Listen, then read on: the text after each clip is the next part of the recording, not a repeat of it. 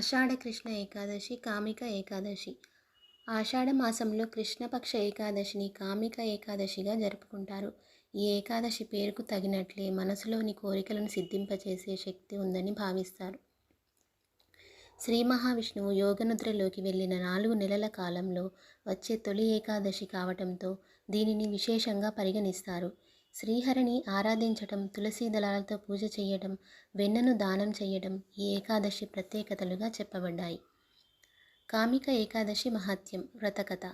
ధర్మవర్తనుడైన యుధిష్ఠిరుడు శ్రీకృష్ణుణ్ణి ఆషాఢమాసంలో కృష్ణపక్షంలో వచ్చే ఏకాదశి మహిమలను గురించి వివరించుమని కోరగా, దానికి ఆ వాసుదేవుడు సంతోషించిన వాడై, ఓ రాజా, ఏకాదశి యొక్క మహిమలను వివరించడం కూడా పుణ్యకార్యమే.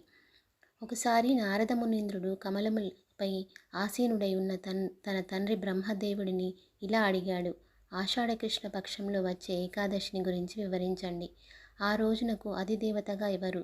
వ్రతమును ఆచరించవలసిన విధి విధానమును గురించి దయయుంచి తెలపండి అని కోరాడు. దానికి బ్రహ్మ బదులిస్తూ, నా ప్రియమైన కుమారుడా, మానవాళి సంక్షేమం కోసం నీవు అడిగిన విషయములన్నీ వివరించెదను. ఆషాఢ కృష్ణ పక్షంలో వచ్చే ఏకాదశిని కామిక ఏకాదశి అంటారు. ఈ ఏకాదశి మహిమ విన్నంతనే అశ్వమేధ యాగ ఫలం లభిస్తుంది. శంఖచక్ర గదాధరుడు, తామర పాదములు కలిగి ఉన్నవాడు, శ్రీధరుడు, హరి, విష్ణు, మాధవుడు మరియు మధుసూదనుడు అనే పేర్లతో పిలువబడేవాడు అయిన శ్రీ మహావిష్ణువుకు కామిక ఏకాదశి రోజు ఆరాధిస్తారు. కామిక ఏకాదశి రోజున శ్రీహరిని ఆరాధిస్తే వచ్చే పుణ్యఫలం కాశీలో గంగా స్నానం కన్నా, హిమాలయాలలో ఉండే కేదారనాథుని దర్శనం కన్నా, సూర్యగ్రహణ సమయంలో కురుక్షేత్రంలో ఆచరించే స్నానం కన్నా, సమస్త భూమండలాన్ని దానం చేసిన దానికన్నా, గురుగ్రహం సింహరాశిలో ఉన్న పౌర్ణమి రోజు సోమవారం గోదావరి నదిలో పుణ్యస్నానం చేస్తే వచ్చే పుణ్యఫలం కన్నా ఎక్కువ. కామిక ఏకాదశి రోజు పాలు ఇచ్చే గోవును దూడ మరియు గ్రాసములతో కలిపి దానం చేయడం వలన సమస్త దేవతల ఆశీర్వాదం పొందుతారు.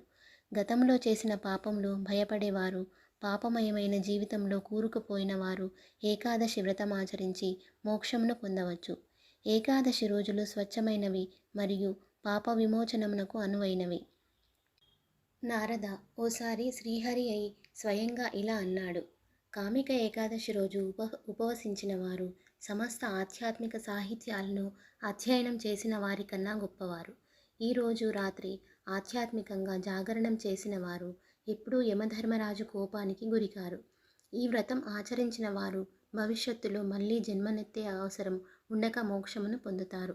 కనుక ఈ ఏకాదశిని ప్రత్యేకంగా శ్రద్ధతో ఆచరించాలి.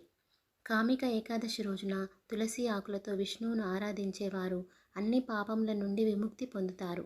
తామరాకును నీటి బొట్టు అంటినట్లే వారిని కూడా పాపములు అంటదు. ఒక్క తులసి ఆకుతో ఆరాధించడం వలన వచ్చే పుణ్యము బంగారం, వెండి దానం చేస్తే వచ్చే దానికన్నా ఎక్కువ. తులసి ఆకుతో ఆరాధిస్తే శ్రీహరి ముత్యాలు, కెంపులు, పుష్పరాగములు, వజ్రాలు, నీలం మరియు గోమేధికములతో పూజించిన దానికన్నా ఎక్కువ సంతోషిస్తాడు. లేత తులసి ఆకులతో చేసే ఆరాధన గత జన్మ పాపాలను కూడా తొలగించి వేస్తుంది. కామిక ఏకాదశి రోజున తులసి మొక్కను ఆరాధిస్తే పాపములు తొలగిపోతాయి. తులసిని నేతి దీపంతో ఆరాధించే వాళ్ళ పాపములను చిత్రగుప్తుడు లెక్కలోకి తీసుకోడు. ఈ రోజున శ్రీకృష్ణుని నువ్వులు మరియు నేతి దీపములతో ఆరాధిస్తారో వారు శాశ్వతంగా సూర్యలోకంలో నివసించే అర్హత కలిగి ఉంటారు. కామిక ఏకాదశికి బ్రహ్మహత్య పాతకాన్ని, భ్రూణహత్య పాపమును కూడా తొలగించే శక్తి ఉంది అని బ్రహ్మ నారదునితో చెప్పినట్లుగా శ్రీకృష్ణుడు ధర్మరాజుతో చెప్పెను.